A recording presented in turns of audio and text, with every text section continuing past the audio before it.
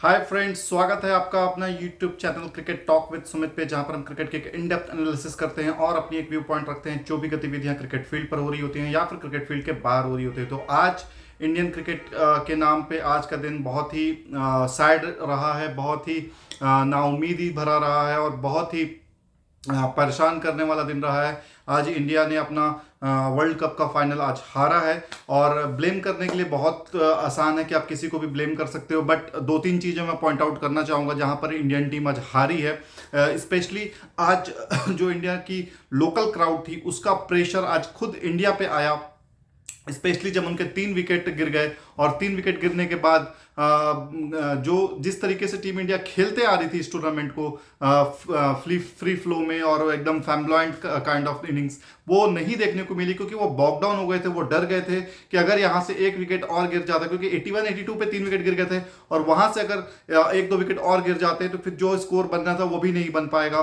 तो इसलिए वो डर कर खेले और फिर जब लगा कि एक पार्टनरशिप स्टिच हो रही है, पार्टनरशिप एक बन रही है, फिर वहां पर एक अननेसेसरी विकेट गिर जाता था और जब भी टीम इंडिया को लगता था कि अब यहां से चार्ज करना है, वहां पे वो विकेट लूज कर जाती थी। मुझे जो लगा कि इस टीम इंडिया ने यहां पर क्या सबसे बड़ी मिस्टेक हुई है, सबसे बड़ी मिस्टेक ये हुई है कि उनको पता ही नहीं था कि हमें कितने स्कोर को लेके जाना है, क्योंकि वो उस तरीके से नहीं खेल रहे थे। क्योंकि मुझे जो लग रहा था कि वो खेल रहे थे कि 400 350 वाले स्कोर के लिए खेल रहे थे वो, और उसी तरीके से वो जा रहे थे।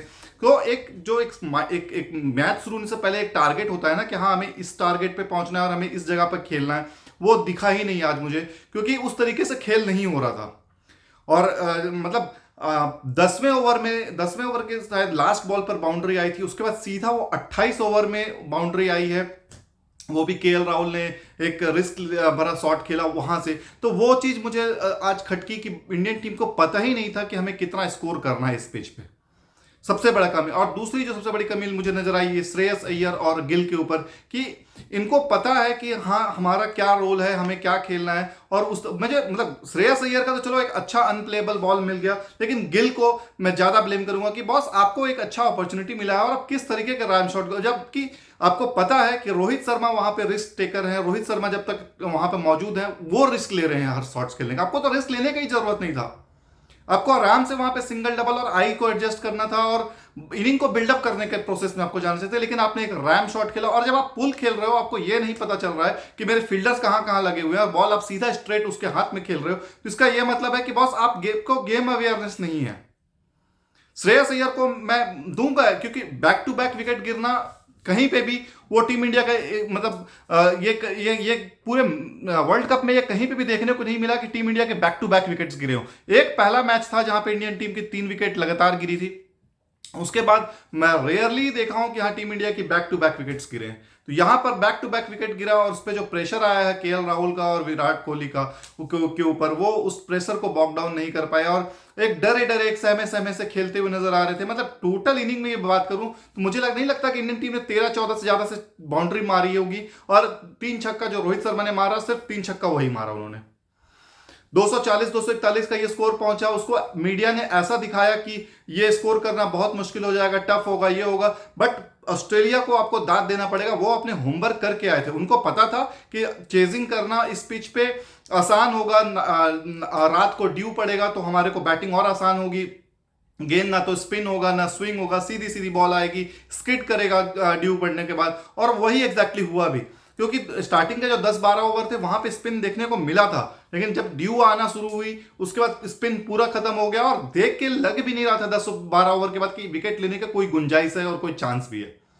और इतने कम रन बने थे कि जिसकी वजह से रोहित शर्मा ज्यादा ओवर अटैक नहीं कर पाए, वरना रोहित शर्मा की कैप्टेंसी बहुत ही अच्छी, बहुत ही लाजवाब होती है। मैंने कहीं पे भी नहीं देखा कि हाँ स्पिनर बॉलिंग कर रहे हो टैंडम पे और आपने शॉर्ट मतलब मिड ऑन और स्लिप ले रखा है, शॉर्ट गली ले रखा है, उसके बाद आपने बैक पैड के लिए आपने कुछ वहां पे कोशिश करके रखा हुआ है। बिल्कुल आपने ओपन कॉरिडोर दे दिया कि आप आइए मिल्किंग रन करिए, सिंगल डबल आप खेलिए आराम से और आप लेकर जाइए। ये मैच पूरा का पूरा एग्जैक्टली जो इंडिया ऑस्ट्रेलिया का पहला मैच था सेम वही सिनारियो था, कि जहां पर ऑस्ट्रेलिया ने 192 बनाया और 199 या 192 बनाया था कुछ इस तरीके से स्कोर, और इंडिया के 3 विकेट गिर गए थे। उसके बाद फिर इंडिया ने पार्टनरशिप स्टेज की, केएल राहुल और विराट कोहली ने। उसके बाद फिर इंडिया मैच वो निकाल कर ले गया। आज भी कुछ इसी तरीके से था। यहाँ पे टीम इंडिया ने 199 की जगह पर 240 241 रन बनाए। ऑस्ट्रेलिया के जवाब में 3 विकेट अर्ली ऑन गिरे 40-41 रन के आसपास मेरे ख्याल से। उसके बाद फिर पार्टनरशिप बिल्डअप हुई, और ट्रेविस हेड, ये प्लेयर बॉस अद्भुत प्लेयर है। मैंने इस ट्रेविस हेड को 2020-21 में जो एसेस हुआ था वहां से इसको मैं फॉलो करना चालू किया था। ये ट्रेविस हेड अलग ही लेवल का प्लेयर है, फियरलेस क्रिकेट खेलता है। कोई भी सिचुएशन हो ये अपनी अटैकिंग गेम खेलता है, उसको फर्क नहीं पड़ता कि सामने 3 विकेट गिरे या 5 विकेट गिरे। फर्क हमारे लोगों को पड़ जाता है, क्योंकि हमारी जो मेंटालिटी है ना, ये हमारा जो हम मेंटल स्ट्रेंथ या मेंटल टफनेस की बात करें, वो बहुत मिनिमम लगती है मुझे। और ऑस्ट्रेलिया जो कि विनिंग हैबिट है, जिसने बहुत सारे आईसीसी नॉकआउट्स, फाइनल्स और टेस्ट के चैंपियनशिप खेल रखा है, तो उसको उतना प्रेशर से उतना ज़्यादा टेंशन नहीं हुआ। जबकि आप इमेजिन करिए 1,30,000 के क्राउड का जो शोर था, जो उसको सपोर्ट था, उसको उन्होंने बिल्कुल नलीफाई कर दिया फाइनल मैच में। और जो अपने प्लान्स लेकर के आए थे, स्पेशली आज मैं पैट कमिंस से बहुत ही प्रभावित रहा। जिस तरीके से उन्होंने मैन टू मैन मार्किंग कर रखी थी और मैन टू मैन प्लानिंग लेकर रखी हुई थी, स्पेशली रोहित शर्मा के अगेंस्ट में, जो उन्होंने फर्स्ट ओवर में ही थर्ड मैन ना रख करके डीप पॉइंट के ऊपर फील्डर ले रखा था, जहां से उन्होंने 3-4, मतलब ऑस्ट्रेलिया ने आज कम से कम 30 से 40 रन आज फील्डिंग करके बचाए हैं। ये 40-50 रन अगर इंडिया के पास होते तो सिनेरियो कुछ और होता। और रोहित शर्मा जो ये बात बोल कर गए कि हम लोग 30 रन शॉर्ट हुए, हम लोग 40 रन शॉर्ट हुए, बॉस ये आपको पता ही नहीं था कि आप कितने रन शॉर्ट है। वो तो आप बता दिए कि हाँ हम 40 रन शॉर्ट है, लेकिन मुझे नहीं लगा जहां पर, क्योंकि अगर आपको प्लानिंग दिया रहता कि हाँ हमें 300 के स्कोर पे जाना होता, तो वहां पर कोई भी जरूरत नहीं थी। आप सिंगल डबल आप 5.5 पौने 6 का तो रन रेट आप 30 ओवर तक, 30-35 ओवर तक लेकर के चले हो दोस्त। 30-35 ओवर तक 5-5.25 का run rate Indian team maintain करके चली है। और 5-5.25 से उसको 6 पे जाने के लिए, मतलब 300 रन के जाने के लिए उतना स्ट्राइक लेने की भी जरूरत थी। आप आराम से सिंगल डबल लेते। और ऑस्ट्रेलिया ने जो मास्टर स्ट्रोक खेला, एक तो वो बॉलर शॉट थे, 4 ही पर्टिकुलर बॉलर के साथ खेल रहे थे। 5वां उनका जोड़ तोड़ के मिला करके बॉलर था, उसको उन्होंने उस समय पे इंट्रोड्यूस करके खत्म कर दिया जिस समय इंडियन टीम प्रेशर में खेल रही थी। और मतलब एक होता है ना कि हाँ जैसे 10 ओवर जल्दी से निकलवा देना है, तो वो 10 ओवर निकलवाने के लिए भी ऑस्ट्रेलिया ने नहीं देखा। क्या कर रहे थे वो कि 2 ओवर हेड से और मिचेल मार्श से फटाफट फेंकवाया उन्होंने। उसके बाद तुरंत वो अपने मेन बॉलर्स ले आए, ताकि वो मेन बॉलर्स को वो ज्यादा चांस नहीं लेंगे, ज्यादा एग्रेसिव नहीं होंगे। और वहां पर अगर एक आध विकेट इंडिया को और मिलती है तो फिर इंडिया और प्रेशर में आएगा, और ये जो स्कोर 240 का था, ये 180-190 में कंटेन कर लेंगे। ऑस्ट्रेलिया वहां पे उनको पता था कि 3 विकेट हमारे गिर चुके हैं, लेकिन उस तरीके से वो नहीं खेले। वो पूरे के पूरे एकदम अपने natural game, specially Travis head, उस तरीके की इनिंग आज इस बंदे ने खेली है, जिस तरीके से एक चैंपियन प्लेयर खेलता है। कि हाँ फाइनल का प्रेशर, 1,30,000 का क्राउड का प्रेशर, उसके बाद बॉलिंग सुपर होना, बहुत कुछ था इसमें। आज इंडियन बॉलर का दिन भी सही नहीं था, वरना ट्रेविस हेड कम से कम 4-5 बार आउट होते, जिस अगर वो कोई और दिन होता आज। क्योंकि बहुत बार प्ले एंड मिस और बहुत नैरो मिसेस हुए हैं उनसे, जहां पर आसानी से इनसाइड एज लग सकता था, आउटसाइड एज लग सकता था, और वो कीपर के पास कैच हो सकते थे या फिर स्लिप में कैच हो सकते थे। लेकिन इंडियन टीम का आज डे नहीं था कि जिस तरीके से वो पूरे टूर्नामेंट खेले, वो फ्लैम्बॉयंस यहाँ पे आज नजर नहीं आया। इंडियन टीम प्रेशर में बॉकडाउन हुई है। इंडियन टीम अपने ही क्राउड के प्रेशर में ये समझ नहीं पाई कि हम कहां पर खेलें, कैसे खेलें और कितने रनों के लिए खेलें। क्योंकि टारगेट चेस करना बहुत आसान होता है, आपको पता है, सामने दिख रहा होता है कि हमें किस रन गति से लेके जाना है।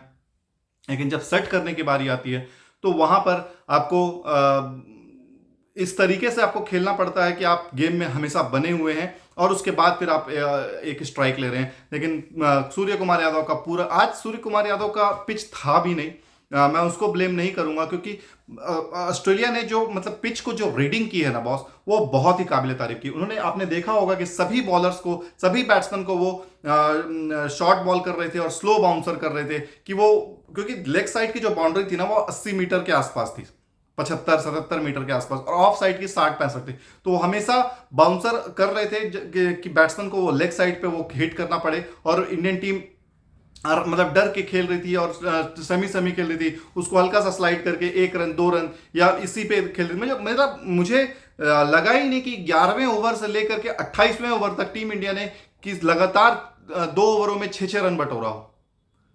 कोई भी ऐसा ओवर नहीं गया था कि जहां पर टीम इंडिया ने लगातार 2 ओवरों में 6-6 रन निकाला हो। 3 run 4 run 2 run 3 run 4 run 2 run, मतलब प्रेशर में खेल रही थी पूरी की पूरी टीम इंडिया। और एक समय ऐसा लग रहा था कि ये जो टोटल है ये टीम इंडिया 200 सवा 200 का टोटल देख रही है, क्योंकि एक प्लेयर को आपको रिस्क लेना था यार। मतलब हो गए 10 से 25 ओवर तक आपने बैटिंग कर लिया, 15 ओवर में आपने बैटिंग किया, वहां पर आपको एक प्लेयर को आपको वहां पर चार्ज करना था।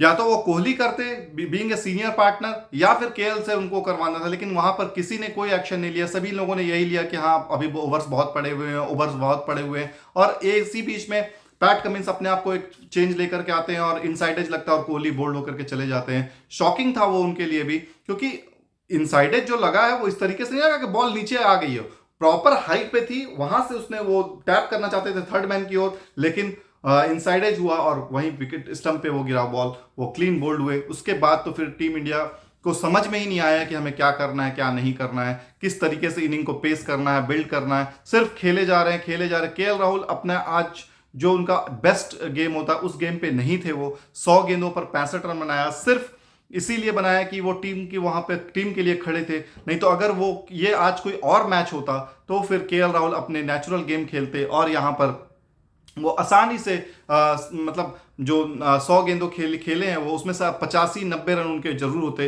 ये 30-35 रन जो थे टीम इंडिया के, मैं ये नहीं बोलूंगा कि team India 30 run 40 run short थी। मुझे सीधा सा ये मतलब था कि टीम इंडिया के जो स्पिनर्स हैं उन्होंने आज अच्छी गेंदबाजी नहीं की। हो सकता है कंडीशन सही नहीं हो, लेकिन यार आप इसी सब मौके के लिए ही आपको खिलाया जाता है कि आप सभी चीजों का प्रैक्टिस करोगे और सभी चीजों के लिए आप बने हुए हो, चाहे वो ड्यू हो क्या नहीं हो।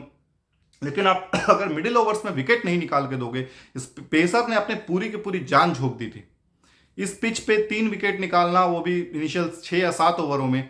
उसके बाद आपका वहां पर स्पिनर से 2 या 3 विकेट की रिक्वायरमेंट थी। मतलब ऑस्ट्रेलिया की 40-45 रन पे 3 विकेट गिर गए थे। मुझे लग रहा था कि 100 तक अगर ये 5 या 6 विकेट तक ले जाते हैं ऑस्ट्रेलिया को, तो फिर ऑस्ट्रेलिया यहां से डाउन आउट हो जाएगा। और अगर वो वहां पे पार्टनरशिप बनाता भी है तो 200 के अंदर अंदर ऑस्ट्रेलिया टीम खत्म हो जाएगी। लेकिन विकेट लिया ही नहीं, ना जडेजा को मिली कोई विकेट, ना ही कुलदीप यादव को, और दोनों को इन्होंने इतनी आसानी से खेला है जैसे कि ये स्पिनर नहीं, ये कोई मीडियम पेसर बॉलर हो जिसकी बॉल सीधी सीधी आ रही है, सीधी सीधी बैट में लग रही है और ये आसानी से मिल्किंग कर रहे हैं। 4-6 ऑस्ट्रेलिया की बाउंड्री नंबर ऑफ बाउंड्रीज देखिए और इंडिया की नंबर ऑफ बाउंड्रीज देखिए, आपको इसी से पता चल जाएगा कि किसका डोमिनेंट था। आज ऑस्ट्रेलिया ने अपना बेस्ट गेम बचा कर रखा हुआ था फाइनल के लिए और बेस्ट गेम खेला है इस सीरीज का। अफगानिस्तान के साथ जो आया था वो उसको मैं फ्लूक मानता हूं यार कि हाँ वन ऑफ द रेयरेस्ट हुआ कि मैक्सवेल खड़ा हो गया और वो खेल दिया। लेकिन आज जो गेम खेला है ना, चाहे वो बैटिंग हो, बॉलिंग हो, फील्डिंग हो, चाहे वो कैप्टेंसी हो, फील्ड प्लेसमेंट हो, किसी भी नजर में मतलब उन्होंने इतनी जबरदस्त वो रखा हुआ था। और इंडिया टीम तो मतलब मुझे लग ही नहीं रहा था कि यार किसी भी ओवर में कि वो 5 रन 6 रन का देखने के चाह रहे हैं। सर्वाइवल के लिए गेम खेल, बल्ला उठ ही नहीं रहा है। जब आप मारते कब हो, जब बल्ला उठता है कि आपने हिट किया है, बल्ला को उठाया है, आप इस तरीके से सिंगल डबल इस तरीके से खेल रहे हो और आप हिट भी कर रहे हो, सिर्फ 1 रन या 2 रन मिल रहा है, तो इससे आपका यह पता चलता है कि कितनी जबरदस्त कैप्टेंसी किया है आपके पैट कमिंस ने, कि बैट्समैन को जो है बांध के रखा होता और हर प्लेयर के लिए उनके पास प्लान था कि हमको किस जगह पर किसको टारगेट करना है, किस जगह पर किसको बॉलिंग करना है। आज उन्होंने रोहित शर्मा को एक भी बाउंसर नहीं किया, एक भी गेंद आगे उनको फ्रंट पे नहीं खिलाया कि जिससे वो फ्रंट कर सके। उनको जब भी बाउंड्री मारना था तो वो विकेट को बाहर निकल करके वो मारते थे और वो बाहर निकल करके ही जब स्ट्रोक लगाते थे तभी वो उनको बाउंड्री मिल रही थी। और बहुत सारे लोग ब्लेम कर रहे हैं कि रोहित शर्मा को ऐसा नहीं खेलना चाहिए था, फाइनल था, ये था वो था। बॉस ये उसका गेम था, अगर वो हिट हो जाता तो इसी को लोग बोलते कि क्या मास्टर स्ट्रोक है क्या नहीं है। मैं रोहित शर्मा को ब्लेम नहीं कर रहा हूं, इसने बहुत वो जो काम कर रहा है वो उसने बखूबी किया। आज मुझे सिर्फ आज प्रॉब्लम थी श्रेयस अय्यर और शुभमन गिल से, जडेजा से भी, कि बॉस आपको बैटिंग में भी आप मेरे पुराने वीडियोस देखिए, मैंने इस चीज के लिए डिमांड किया था कि जडेजा की टीम को बैटिंग से ज्यादा परफॉर्मेंस चाहिए। बॉलिंग तो कोई भी कर देगा यार, इंडिया टीम में 3-4 बॉलर थे, कोई भी। आज हार्दिक पांड्या की भी कमी खली कि वहां पर पांड्या होता तो 40-50 रन वो निकाल करके जाता और इंडिया का टीम ये जो 240 250 था, ये 330 320 भी हो सकता था अगर वहां पर पांड्या होता तो। क्योंकि पांड्या एक सेंसिबल बैटिंग करता है, उसको पता है कि कब पेस करना है, कब रन ए बॉल खेलना है, कब उसको डिफेंड करना है। ये पांड्या की खूबी थी। पांड्या को यहां पर टीम इंडिया ने बहुत मिस किया। उसकी वजह से टीम इंडिया के पास 5 ही बॉलर थे। ऑस्ट्रेलिया को पता था कि आज टीम इंडिया के पास 5 ही बॉलर है, उस 5 बॉलर में एक को हम टारगेट करेंगे तो ये तितर बितर हो जाएंगे। इंडिया ने एक और गलती की कि मतलब गलती नहीं की और क्या बोलेंगे इसको, लेकिन हाँ तीसरा विकेट जब गिरा था ना, यहीं पर आपको सिराज को लेकर के आना था। सिराज लेफ्ट हैंडर के अगेंस्ट में जो वो बाहर बॉल को निकालता, वहां पर ट्रेविस हेड का चांस बन सकता था अगर वहां पर बुमराह को रोक देते वो 3 ओवर के बाद, या मतलब जिस समय उसने स्टीव स्मिथ का विकेट लिया उसके बाद बुमराह को रोक देना था। क्योंकि आप बुमराह को जैसे ऑस्ट्रेलिया ने किया, ऑस्ट्रेलिया ने पैट कमिंस और हेजलवुड और मिचेल स्टार्क को 3-3 ओवर का ही स्टार्टिंग में स्पेल दिया था, ताकि वो बीच में भी उनको 2-2 ओवर का स्पेल या एक 3-3 ओवर का स्पेल दे दे तो वो कोई बड़ी मतलब टीम इंडिया के लिए वो मुसीबत ला सकते हैं। तो वही चीज आज यहां पर बुमराह के साथ करना था कि उनको 3 ओवर के बाद जब तीसरा या चौथा ओवर में उनको विकेट मिला था आपका स्टीव स्मिथ का, उसके बाद वहां पर उसको रोक देना था, उसी जगह पर इंट्रोड्यूस करना था आपको सिराज को, और वहां पर सिराज अगर आता तो कुछ और 1-2 विकेट निकाल देता ना, तो मैच वहीं पे खत्म था। उसके बाद ऑस्ट्रेलिया के जो ये जॉस इंग्लिश है और ग्लेन मैक्सवेल, ये स्पिनर नहीं खेल पाते। लबुशेन का यहां पर बहुत ही अच्छा तगड़ा रोल था। लबुशेन जब बैटिंग करने आया तो विराट कोहली के साथ हिट एक्सचेंज भी हुआ उसका, लेकिन जो वहां पे कैरेक्टर उसने शो किया, जो पेशेंस शो किया, वो माइंड बॉगलिंग था। वहां पर उस जगह पर खड़ा होकर के वो अपना जो गेम है, जो उसको टारगेट दिया गया, उसको एग्जीक्यूट करके निकल गया वो। इससे बड़ी कोई भी बात नहीं होगी फाइनल में, और ये उसका पहला फाइनल है, पहला वर्ल्ड कप है इनफैक्ट। स्टीव स्मिथ का ये तीसरा वर्ल्ड कप था, लेकिन ये लबुशेन का अब तो पहला वर्ल्ड कप था। और लबुशेन ने जिस तरीके से ट्रेविस हेड का साथ दिया, वो अलग ही मतलब ट्रेविस हेड को भी उससे कॉन्फिडेंस मिला कि बॉस, मैं अगर रिस्क लेता हूं, आउट हो जाता हूं, तो वहां पे लबुशेन है। यही काम आपको केएल राहुल और विराट कोहली को करना था कि एक आदमी वहां पर अपना रोक कर खेलता, एक आदमी को उसको चार्ज करना था। एक ओवर में एक ही चार्ज करता यार वो, मतलब बाउंड्री तो निकालो यार। आप बाउंड्री निकालोगे तभी तो आपको सिंगल डबल का। और टीम इंडिया के साथ क्या हुआ कि ऑस्ट्रेलिया टीम बाउंड्री निकालते चली गई, उनको प्रेशर करने का मौका ही नहीं मिला। यही काम आपको इंडियन टीम को करना था कि अगर स्टार्टिंग में ही 2-3 बाउंड्रीज वहां पर लगा देते, या नए नए बॉलर्स आए थे उस समय, जैम्पा नया आया था केएल के सामने, या फिर आपका ट्रेविस हेड आया था, वहां पर वो निकल के 1-2 शॉट लगा देता तो पूरी की पूरी फील्ड खुल जाती। उसके बाद आप सिंगल डबल लेकर के अपना आराम से 300, 350, 350 का जो टारगेट आता था वो आप आराम से पूरा करते। लेकिन पूरी की पूरी टीम अपने होम ग्राउंड के अंदर में प्रेशर में आई, क्योंकि एक्सपेक्टेशंस बहुत ज्यादा थे। स्पेशली विराट कोहली से एक्सपेक्टेशन ज्यादा थी कि आज वर्ल्ड कप के लिए कुछ करेंगे, लेकिन कुछ भी नहीं हुआ। और बहुत सारे लोग ब्लेम करते थे कि ये मैच फिक्स है, ये है वो। आज पता चल गया, आज सबका मुंह बंद हो गया होगा कि कोई मैच फिक्सिंग नहीं है। जो अच्छा खेलता है वो जीतता है। इन टीम इंडिया 10 मैच अच्छा खेली, 10 मैच अच्छा जीती। आज उनका दिन अच्छा नहीं था, अच्छा नहीं खेली, आज बाहर हो गई team. But heads off to Australia. मैं पैट कमिंस का यहां पे बहुत तारीफ करूंगा यार। 29 साल की एज में उसको कैप्टनसी मिल रही है, फर्स्ट टाइम वो कैप्टनसी कर रहा है वर्ल्ड कप में। 2 मैचेस आप हारे हो, इतना क्रिटिसिज्म हुआ है। मुझे आज भी याद है कि जब 3-3 मैच सभी कंट्रीज खेल लिए थे तो ऑस्ट्रेलिया 10वें नंबर पे था। वहां से वो उसको राइज कराया, एंड जब ट्रेविस हेड वापस आया है ऑस्ट्रेलिया टीम के साथ, वहां से उसने तकदीर बदल दी है। तो मुबारकबाद हो ऑस्ट्रेलिया को। मुझे ये चीज़ भी देखकर बहुत अच्छा लगा कि जब ट्रेविस हेड आउट हुआ, लास्ट 2 या 3 रन जीतने के लिए चाहिए था, तो वहाँ पर केएल राहुल ने उसके हैंड शेक किया, सिराज ने हैंड शेक किया। तो ये भी एक कैरेक्टर है कि आपने स्पोर्ट्समैन स्पिरिट बना कर रखा। उसने एक अच्छी इनिंग खेली, ऑल्दो वो हमारे अगेंस्ट में खेला, लेकिन जीत क्रिकेट की हुई है। यहाँ पर अगर टीम इंडिया जीत जाती तो लोग ये नहीं कहता कि इंडियन टीम ने अच्छा खेला, यही कहते कि ये तो फिक्स था, ये तो होना ही था। तो ये ऐसा नहीं होता है। आप फिक्सिंग, आप जो एलिगेशन लगा रहे हो उसका आप या तो प्रूफ दो। आपकी टीम, मतलब पाकिस्तानियों को जब मैं देखता हूँ आपकी टीम फिक्सिंग करती है, वो लोग पकड़े गए हैं यार। इंडियन टीम में भी फिक्सर्स थे, वो क्लीन एंड क्लीन हो गए। इंडियन टीम 2000 के बाद से पूरी की पूरी तरह नीट एंड क्लीन हो गई।